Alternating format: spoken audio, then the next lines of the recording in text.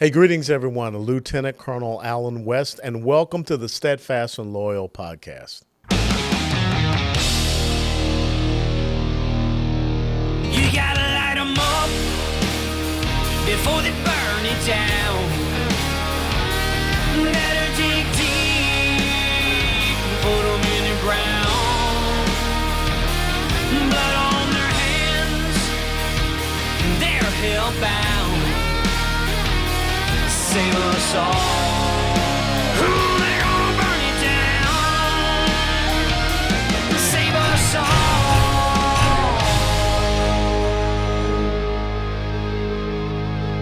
before they burn it down.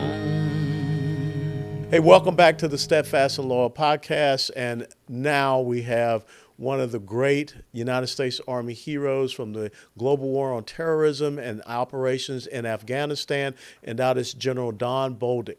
General Don Bolduc spent 33 years in the United States Army. He joined the military as a private in 1981. He served 10 tours of duty in Afghanistan, commanded the United States Special Operations Africa, and worked at the Pentagon with the Joint Chiefs of Staff, the Office of the Secretary of Defense, and on the Army staff. During his 33 years of service in the Army, General Bolduc was awarded 2 awards for valor, 2 Purple Hearts, and 5 Bronze Stars. General Bolduc led one of the first groups into Afghanistan following 9/11, and he led a group that would overthrow the Taliban and place Hamid Karzai in power early in the war. General Bolduc would eventually lead a unit of special operators responsible for the victory of Operation Medusa, uprooting the Taliban in Kandahar province. General Bolduc is now the Republican candidate running for the United States Senate in New Hampshire. Airborne, sir, great to have you with us. Well, all the way. And thank you, sir, very much. And thank you for your service as well, both to our nation and our military and in Congress. Thank you very much. Well, that's the theme of tonight is, 10 years ago when I came into the Congress, I saw that so many people did not understand how they could go out and reach out to former members of the United States military and recruit them to run for Congress. And that's why we started the Guardian PAC, which is celebrating that 10th anniversary. And I'm glad to see that the Guardian PAC is supporting you.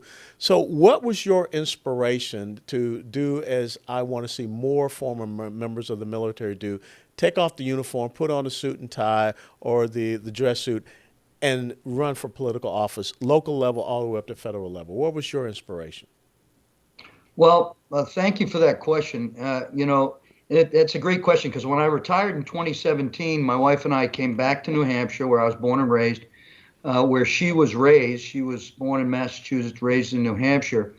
We came back to our family, and our number one priority was to work with veterans and their families. We saw that post-traumatic stress, traumatic brain injury, and related physical injuries and those things that result in our service members committing suicide was pretty problematic, not only here in New Hampshire, but throughout New England and across the country. So we got involved in that. We volunteered to sit on a number of boards across the nation, and that's what we did. And that was really our passion. And then as I started traveling around and getting to know everybody, people were like, you should really consider maybe running for office. And I started hearing that from a number of different Granite Staters and even people outside of the Granite State. So my wife and I thought about it, and then we saw just the direction this country was going in, inconsistent with our values and principles and our Declaration of Independence, and inconsistent with the oath that both of us took because we're both veterans. And we were very concerned about the future of our children and our grandchildren, which we have 3. And it was like, okay, what can we do? Where can we do it? How can we do it? And we got involved with the grassroots, campaign organization here in New Hampshire. And from there, it just, it just took off. And so we find ourselves wanting to serve our country in a different way, but no less important way because of really the direction this country is heading in economically, fiscally, and the safety and security of Americans at home and abroad is very much in peril. And this really concerns both of us and all the people that were around. And so that's the inspiration for me running. And I think it's really about service. It's about getting quality leadership down there in Washington, D.C., and rededicating ourselves to our nation's values and principles. No, you're absolutely right. And when I think about the motto of New Hampshire, live free or die, we have confused this thing called freedom with believing that we just give people things for free. And, I live down here in Texas, and what we see happening with our border wide open, I just recently made the comment that when you talk about 800,000 estimated gotaways, that is greater than the end strength right now of our active duty Army and Marine Corps. 800,000 single military age males have come across the border. We don't know where they are. That's an invasion. So when you look at that, how do we make sure that we have the policies that protect our freedom, protect our borders, and what are some of the preeminent issues that you would stand up and fight for? The top three. Well, I mean, the top three. Well, first of all, the security of our homeland is number one, and of course, you just highlighted how much in peril that is. Not only and I would add to the 800,000 gotaways with the opioid crisis, the human trafficking crisis, the illicit weapons crisis, the high crime that's starting, the bankrupting of our communities by putting 3.1 million illegal aliens into our communities and allowing that burden to fall on our communities. And it really upsets our communities. It takes education opportunities, housing opportunities, other opportunities away from Americans. And we have to be in the business of putting America first here at home. And that goes with our economy, high inflation due to energy dependence. We have to reverse the policies on that. And we have to resource our CBP to the extent by air, land, and sea, and a wall system that actually allows them to be able to do what they're being asked to do, because they're not being resourced properly, and our policies are just absolutely broken. And we are investing in illegal immigration and not in legal immigration. And until we get those three areas fixed, our economy, out of control spending, and the security of Americans at home, this country is going to continue to go in the wrong direction. That must be changed, and that's going to be my focus. I appreciate that. And when I look at your, combat service record, 10 tours of duty in Afghanistan with the Army, Special Forces, Operation Detachment Alpha, A teams, what was your feeling when you saw that strategic, operational, and tactical debacle that happened in Afghanistan? Well, I tell you, I had a terrible feeling in the pit of my stomach. I knew something bad was going to come. I started reaching out to as many people as I could, saying, hey, listen, we got to make sure we have the right kind of plan here. I started hearing immediately from people that I had worked with many years in Afghanistan, from the people that ran the barbershop, ran the, for us, helped us on our fire bases, did all kinds of work for us, people that we guaranteed safety to. And I tell you what, it ripped my gut apart. And watching that C-17 take off and people hanging on it, I got to tell you, that was bad. And then as things continued to deteriorate and bad decisions made by the president, the National Security Council, and the Secretary of State, and the ambassadors over there, and the Department of Defense, and the Defense Secretary, and Milley, and the service chiefs, all the way down to the two-star level on the ground, not standing up for their people and saying, hey, we can't do this mission with the resources that you've given us. We got to protect our people. This is the only way to do it. CENTCOM commander was allowed to retire. Nobody has been held accountable. So who gets held accountable? Stu Scheller gets held accountable, right? Speaking out rightfully about the leadership and taking them to task.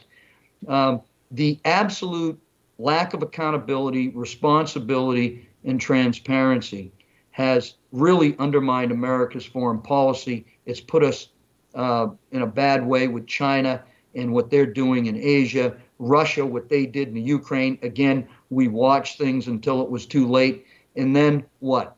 Iran destabilizing the Middle East, threatening one of our most valuable partners, Israel, and then North Korea experimenting with rockets more than they've ever done in their entire history. We got a lot of problems, and it has to do with American weakness, and that's why my agenda is American strength, and that's regaining the strength in all of our institutions by committing ourselves back to our constitutional republic and our values and principles embodied in the Declaration of Independence. Well, Ronald Reagan said it very succinctly, peace through strength. I mean, if you have that credible deterrent force out there, you don't see the challenges that we have. So I got to ask you the tough question. What has happened with our senior military leadership in our armed forces? When I look at this cultural Marxism that has infiltrated into our military that would pit you and I against each other as oppressor and oppressed, you can't build a cohesive fighting force. What has happened with all of this wokeness, this pronoun usage, and all of these things? Where did this get off track with our senior military leaders? Well, I think it's been a long time coming, 50, 60 years of undermining God, removing God from the public square, undermining our religious institution, undermining our educational institution, our family institution, our political institution, our economic institution, and now the military institution. And I think back, sir, and I look at kind of the purge that I saw and kind of the decisions I saw on who was getting promoted to general, who was not getting promoted to general or admiral, who was being released early, 1-star, maybe 2-star, and some of the decisions that were being made. And I can tell you that we let some good people go that would have stood up against this, that would have said, nope, I'm in this for my oath. I'm in this for my organization. I'm in this for my people. I am not going to allow this type of politics to undermine a military that you and I, sir, spent a lot of our time regaining America's confidence in our military. And we left the military with a strong legacy. And now, in short order, these political admirals and generals who've been allowed to serve, who continue to serve, undermine our country, undermine our military. Pronoun training, CRT training, creating divisiveness within the ranks, making stuff up where issues don't even exist, introducing, a transgender narrative that's very, very disruptive in the military, rainbow bullets at the expense of taxpayers, stand downs for pronoun training, forcing our service members to get vaccine when there's no operational requirement and getting rid of them, and then, threatening them and their family's livelihood, in their future livelihood by characterizing their discharge as something other than honorable. This is unbelievable and unprecedented. Meanwhile, let's let our strategic Navy, strategic Air Force, our logistics capability, our military capability to protect Americans from enemies, foreign and domestic, all deteriorate, right? And not do anything about China, Russia, North Korea, and Iran, who are expanding and doing things that will undermine this great nation in our success, and more importantly, the future of our children. Recruiting's down, retention's down. I mean, it's terrible, sir. And we need somebody in the United States Senate that worked for these guys, that knows these guys, that asked them hard questions they didn't like, asking them the hard questions they're not going to like from the perch of the Senate Armed Services Committee. No, you're absolutely right. And I think the critical thing that a lot of people watching this podcast needs to understand is that the last promotion where you go up in front of a board of your peers is your level, the 1-star level, Brigadier General, Rear Admiral in the Navy. After that, it's all political appointments, 2-star, 3-star, 4-star. And you hit the nail on the head when you talked about in the Obama administration, That's when we saw that purge and people getting Mhm. pushed out. And unfortunately, that was one of the things that President Trump did not do, was to right that ship with the senior military leadership. And now we see, the dividends, the bad dividends that is paying. So last question, if you're sitting there on the Senate Armed Services Committee, because you're going to be the next senator from New Hampshire, so you're sitting there on the Senate Armed Services Committee, and you have the Secretary of the Army and the Chief of Staff of the Army sitting there before you. What's the question you would ask them? Well, the first question I want to ask him is how the